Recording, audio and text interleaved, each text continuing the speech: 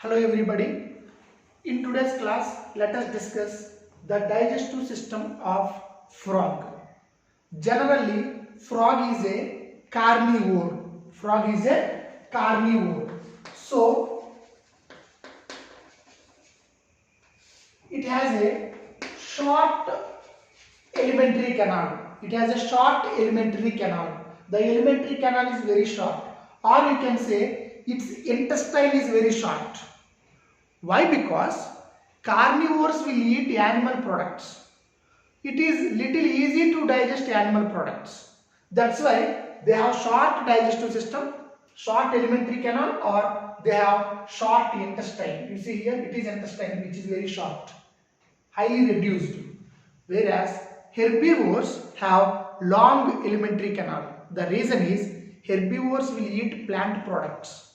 Plant and plant products contains cellulose. It is little difficult to digest cellulose. That's why herbivores have little long alimentary canal, whereas carnivores have short alimentary canal. So, what I said to you, the first point here, frog is a carnivore, so it has a short alimentary canal. The digestive system of frog contains alimentary canal and digestive glands.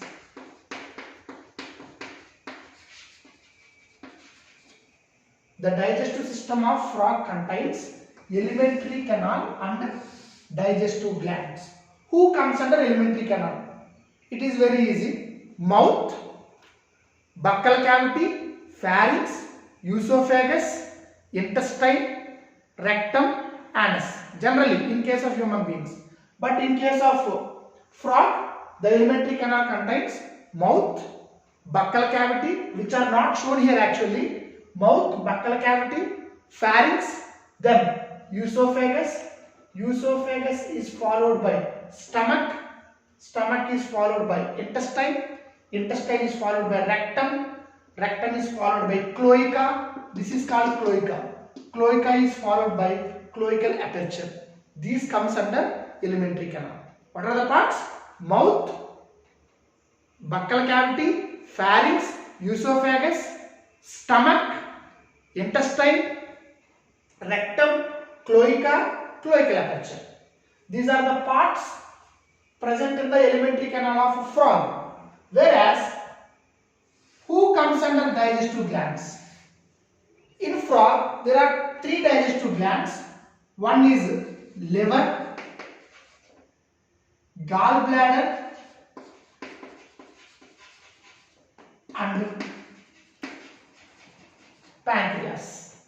Liver, gallbladder and pancreas. Pancreas secretes pancreatic juice. Pancreas secretes pancreatic juice. In that pancreatic juice, there are enzymes which helps in digestion of food. Pancreas secretes pancreatic juice. That pancreatic juice contains enzymes which helps in digestion of food. Next, liver secretes bile. Liver secretes bile. Then, what is the function of gallbladder? Gallbladder temporarily store bile. Gallbladder temporarily stores bile. That means you see the diagram, you see this is liver and this is gallbladder. Liver secretes bile. Liver secretes bile. Its function let us discuss during the mechanism of digestion. Liver secretes bile and that bile will be stored in the gallbladder. You see this is liver, this is gallbladder. So this liver secretes bile, that bile will be stored in the gallbladder. So these are the three digestive glands. These are the three digestive glands present in the frog. So the digestive system of the frog contains alimentary canal and digestive glands. Who comes under alimentary canal? Mouth, buccal cavity, pharynx, esophagus, stomach, intestine, rectum, cloaca, cloacal aperture. These parts comes under comes under alimentary canal. Who comes under digestive glands? Liver, gallbladder, pancreas. Pancreas secretes pancreatic juice. This pancreatic juice contains enzymes. Those enzymes helps in digestion. Liver secretes bile.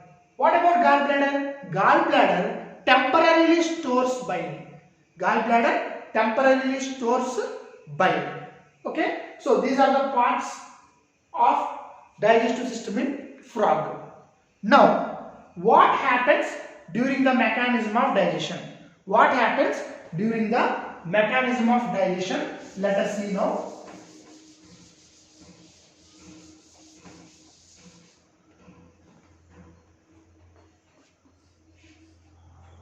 You see, mouth will be present here, followed by buccal cavity, followed by pharynx, then it is esophagus. Esophagus opens into stomach. This is stomach. Stomach opens into intestine. This is intestine. Intestine opens into rectum. Rectum opens into cloaca. Cloaca opens into cloacal aperture. Okay. Now, let us discuss how digestion will be taking place in frog. First, frog have bilobed tongue. Frog have bilobed tongue. With the help of this bilobed tongue means the tongue have two lobes. If the tongue is like this, it has two lobes. This is bilobed tongue. Now, with the help of bilobed tongue, the frog takes food. When the frog takes food, the food first enters into mouth. As we already know, from mouth it will go to buccal cavity. From buccal cavity it will go to pharynx. From pharynx the food moves to esophagus. Now, from esophagus, the food will enter into stomach. Okay, that means when the frog collected food with the help of bilobed tongue, the food will go to mouth. From mouth, buccal cavity. From buccal cavity, pharynx. From pharynx to esophagus. From esophagus, the food will go to stomach. This is the stomach. Now, where is the food? The food is in stomach. Where is the food? Now the food is in stomach. Now, what happens in the stomach? What happens in the stomach? What happens to food in the stomach? In the stomach, if it is the food, in the stomach, by the action of HCl and gastric juice, okay, now the food is in stomach. We are discussing what happens in stomach. In the stomach, the food by the action of HCl, hydrochloric acid, and gastric juice, the food will be partially digested. The food will be partially digested, not completely digested. Only certain amount of food will be digested. Remember that point. So the food will be partially digested. This partially digested food is called chyme. Okay? This partially digested food is called chyme. Understood? So, what I am saying, try to listen properly. With the help of bilobed tongue, frog takes the food. The food will pass mouth, buccal cavity, pharynx, esophagus and stomach. Finally, in the stomach, by the action of HCl and gastric juice, the food will be partially digested, that is incompletely digested, and converts into this incompletely digested food is nothing but chyme. This incompletely digested food is nothing but chyme. Now you should not use the word food, we have to use the word chyme.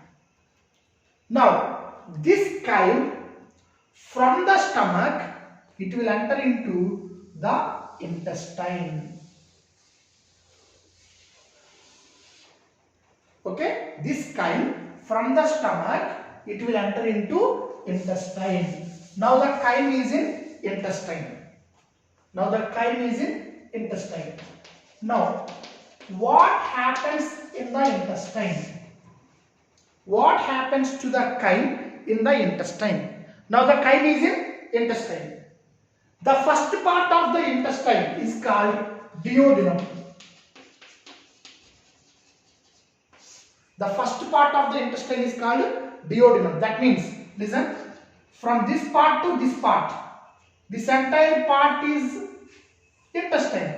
In this intestine, the first part, the beginning part, this part is called duodenum.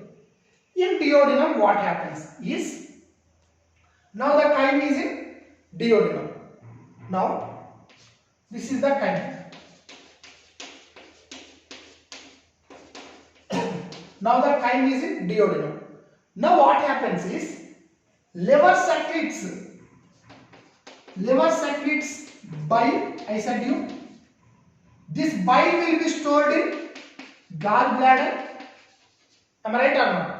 Liver secretes bile. That bile will be stored in gallbladder. Now, from this gallbladder, the bile will be released into the duodenum. The bile will be released into the duodenum. Okay, the chyme reached intestine. Understood? The first part of the intestine is called what? Duodenum. Now where is the chyme? The chyme is present in the duodenum. So now what happens? I told you liver secretes bile. That bile will be temporarily stored in gallbladder. Now from gallbladder, this bile will be, when the chyme enters into the duodenum, immediately the bile which is present in the gallbladder will be released into the duodenum. In duodenum, what this bile will do? It converts fat molecules. Bile will convert fat molecules into smaller droplets. That is, it breaks the fat molecules into smaller droplets. This process is called emulsification. This process is called emulsification. During introduction I told you, I will say the function of bile later. So, what is the function of bile? Bile is involved in emulsification of fat. Bile is involved in emulsification of fat. What is emulsification? Breakdown of fat molecules into smaller droplets. Okay, breakdown of fat molecules into smaller droplets.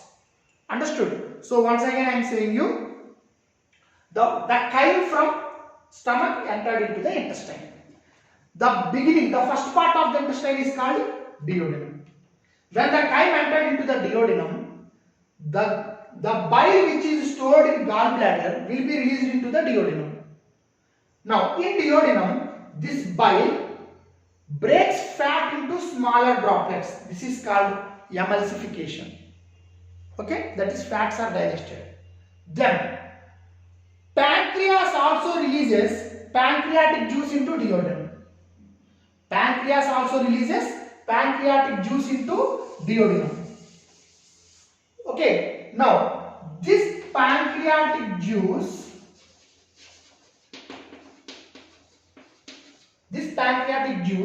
has enzymes.